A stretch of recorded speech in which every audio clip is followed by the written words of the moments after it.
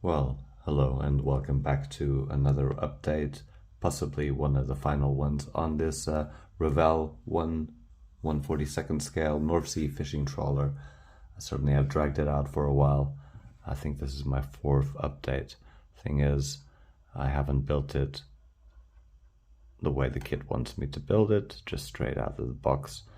I haven't bought any aftermarket sets or anything like that, but I've done a little bit of pimping up. As you can see, the windows are all opened there in the wheelhouse, in the main bridge area. This is not glued down. There's a battery inside and I need to access the battery through the top, so the top deck is all loose still, as well as most of the bits and bobs on the top deck, which have been, slightly pimped up, but they are still loose at this point. This is all stuck in already. It's been pimped up a little bit as well. I have some chain here, which I think might be suitable for the chain for the moving stuff out of the stowage compartments, out of the what do you call them now? I forgot. Down there. Look, my cranes are all falling off. I'm not too happy with the what you call them? The life wheels. What do you call these? These buoys. The round buoys, for crying out loud. What are they called? Anyway, if you can see in the back, if it would focus on there, they have massive ejector pin marks on either side.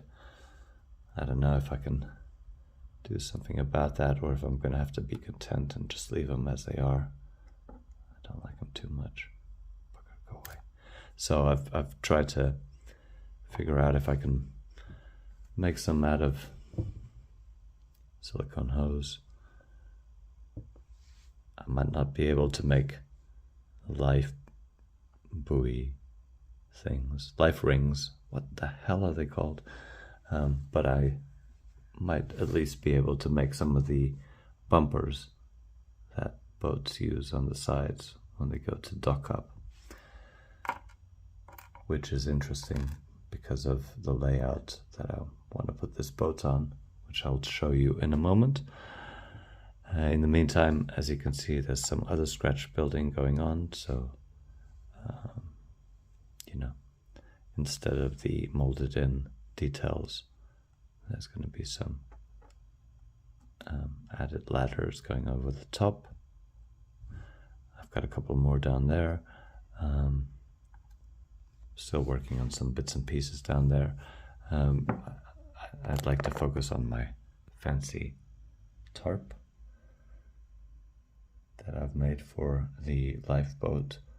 It's not prototypical. I have now seen that it's not prototypical. Prototypical, it's actually more like that one up there, which I couldn't quite figure out how it works around the front bit of the boat, but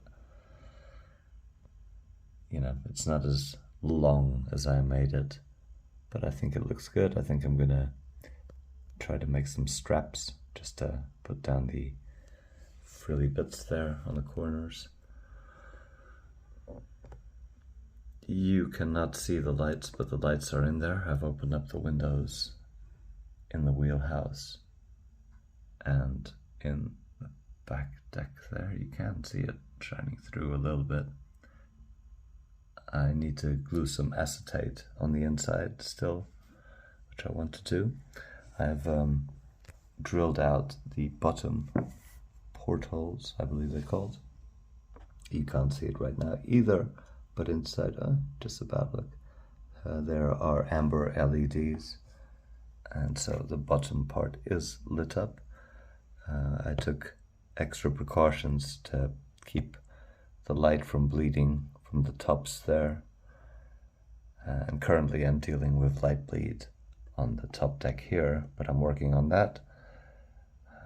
So, in the end result, I'm gonna have to keep this unglued, but I need to still get it to a point where it still doesn't have any light bleed, even though it's just placed on top, unglued. I might use magnets, that might help. So there is a lot of rust work already done, which I did initially as I was doing the parts up together, and they have been stuck together, but it is all going to get a final blending of weathering.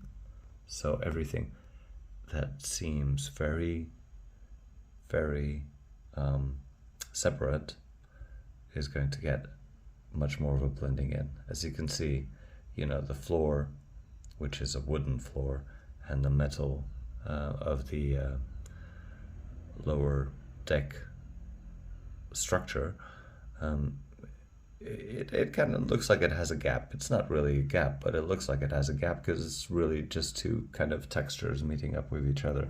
So it will need a final weathering. I don't know if I want to use pigments, like dust pigments, because ships don't have dust. Ships get wet all the time, so ships have grime, not dust.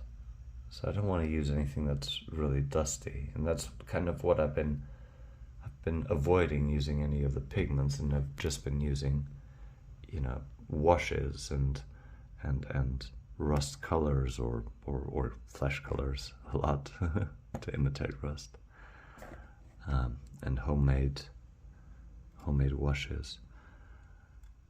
I'm hoping that my little chipping effects there kind of look realistic. That still needs a wash over the top of it. It's not stuck down either yet. Oh, somebody who understands boats, please explain. Are these chains supposed to go inside the ship there, and are they the chains for the anchor?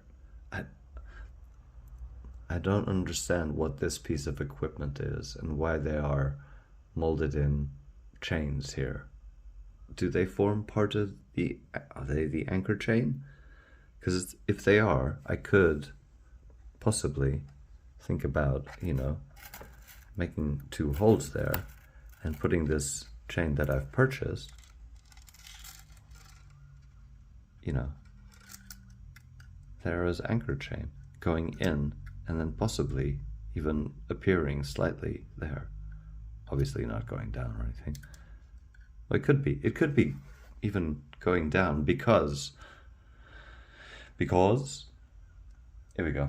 So eventually I want to put it on this base here, which at the moment looks tropical. The blue and the green is, yeah, it looks nice. I'd go swimming in that right now. It's not supposed to. It'll get darkened down a little bit and look a little bit more murky, like a harbor. It's supposed to be a harbor, a fishing harbor. So the idea is eventually that, oh, I don't want to touch it because I'm gonna get my fingers all full of paint because it's so wet. But yeah, even though I'm only gonna see half my ship, but it's gonna be docked, and it's gonna be possibly unloading the catch. I've got some bandages which I have in some wash, gaining some color, which are going to be my nets, and I have my fishing, I have what do you call them, my beads that I use in my fishing rigs, which I'm going to use for net bobbers, basically, because it's kind of what they are. Miniature bobbers, aren't they? Kind of, in a way. Although I might want to try to get some, oh, there we go, cork ones, because in the 1950s, I suppose they had a lot more cork bobbers on their nets, you know, to keep them up than they do today. I mean, they did have the plastic ones for sure, but not as much. I suppose they had the cork ones. Anyway, so I've got lights. Oh, you can see it a little bit better now. I've got material to reflect the LEDs from the ground. So I'm getting good reflection, but you can't see it on the camera, but I can see it. Maybe if I do that. You can't, but you're able to see the LED from the outside. So I'm going to put the acetate in. That might diffuse that view a little bit. I don't want to. I was thinking initially about, you know, doing a smoke on the acetate and almost having like a tint, but no, I'm not going to do that. It's already faint enough, you know. I don't want to pull it down anymore. You can see the light coming out, the amber light coming out the front windows as well. Obviously, when it's darker, you can see it better. And it is visible through the bull holes. There are actually 3 amber LEDs in the bottom and 1 red one at the top. And a lot of silver foil to make it shine around, but not light bleed. Anyway, I have been talking a lot, and I am going to hopefully soon try to show more of what I'm doing instead of just talking about it, but I at the moment don't have the software for it. I mean, I could do it with my phone camera, but putting videos together like that is a little bit difficult on the phone. So I've got a couple of things in my life going on which I need to sort out, and then I'll get a new laptop and get some software for that. And then I can do some better editing and show you what I'm doing instead of just talking about it. But in the meantime, I'm hoping you're liking this build. It's gonna fall. And I hope to tart it up a little bit more and then make a little bit of a scene, a port scene behind it. And I hope that you are here for the ride. And join me for future videos. So thank you for watching. Do the YouTube thing, you know. Subscribe and like. Have a great day. Bye now.